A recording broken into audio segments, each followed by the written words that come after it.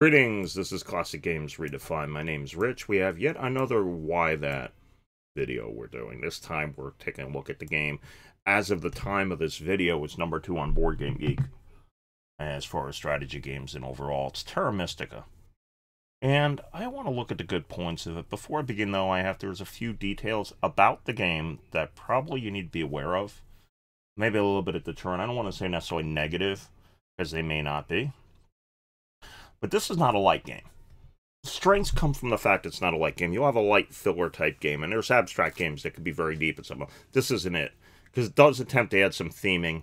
It's not heavily immense on the theming. I mean, it has a good amount. Fits into the Euro category.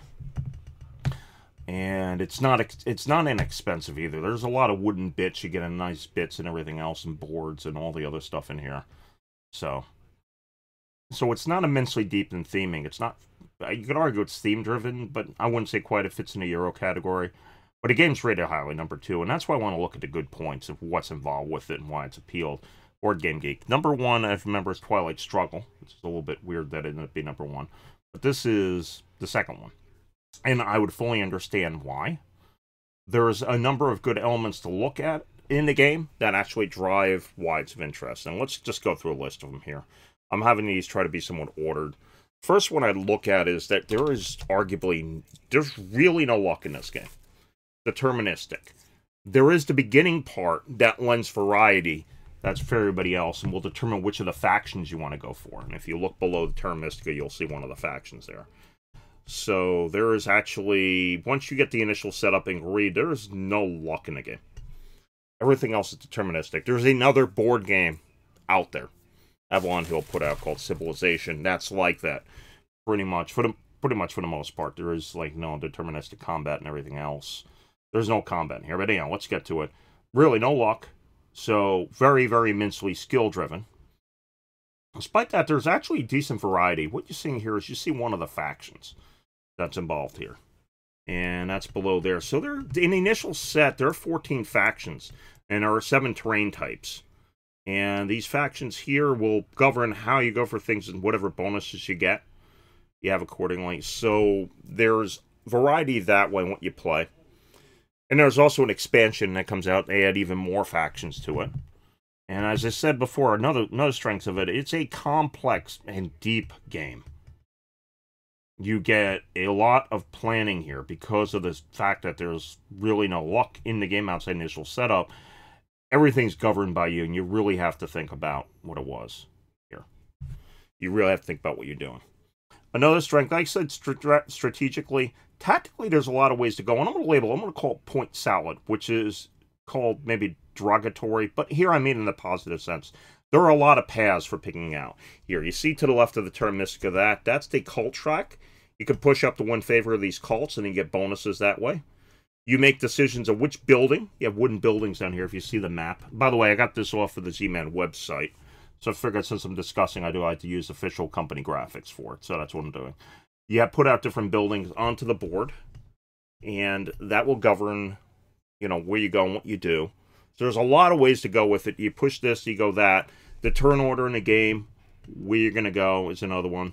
You have these sacrifice discs, which kind of give you magic. If you see below that, if you see these purple discs, that's another thing, managing that. Getting these other building things, if you look on these, it's like the giant here, this card. You look and see what it was. You make decisions of what you're going to do, whether you're going to get priest out, etc. So there's a lot of managing involved with it. So there's a lot of deep strategy for it. So, I mean, the tactics, a lot of tactical paths. So in that terms, I'll call it point salad. So another strength it could be is if you want to do an empire game that feels like you're building an empire or an engine for production and stuff and taking over territory, but you don't want the combat.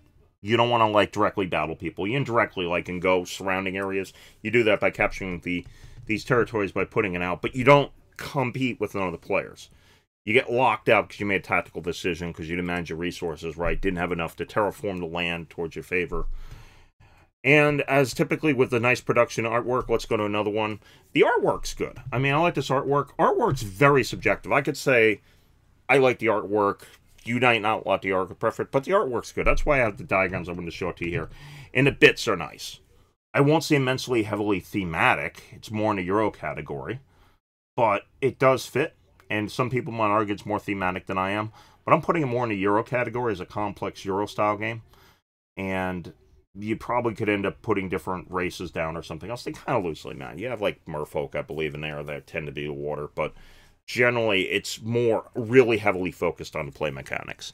And that's a good part of the game there. And also has decent support for number of players, 2 to 5. I see the sweet spot in Board Game Geek as 4, and that'd probably be agreeable. I'd say it plays well with more. Less players or something else. Between that, the 2 to 5, 2 to 4. And anyhow, I'm just doing this. These are good points for the game to go look at other people's videos and show you and give you my own 2 thoughts of it. I played it. I'll play it again. I don't own the game. I've played it one time, and I figured I'd get a video to discuss from the perspective of what I see as the good points. So anyhow, that's what we're doing here. So if you're looking for a complex Euro-style game isn't... Okay, I'll give you one more thing about the theming part here, which might be something else. One of the drawbacks when you go heavily theme is it starts adding a lot of rules. This game doesn't do it. Kind of in an abstract way captures the theming, but everything's geared towards playing the game and strategy, so it's very heavily play mechanic focused. So anyhow, there's a lot of good points here to like about it.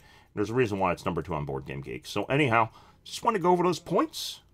And as I said, feel free to comment below, and feel free to comment anything else you want like this. And check out the board game. I will post a link in the description below to the Board Game Geek website for this entry. You can go take a look at it. You may find something you really like here. A lot of people do. That's why it's the second one. Anyhow, figured because of the popularity, I want to discuss it. And that's it. Okay, I do want to thank you for watching. May your die always roll 5.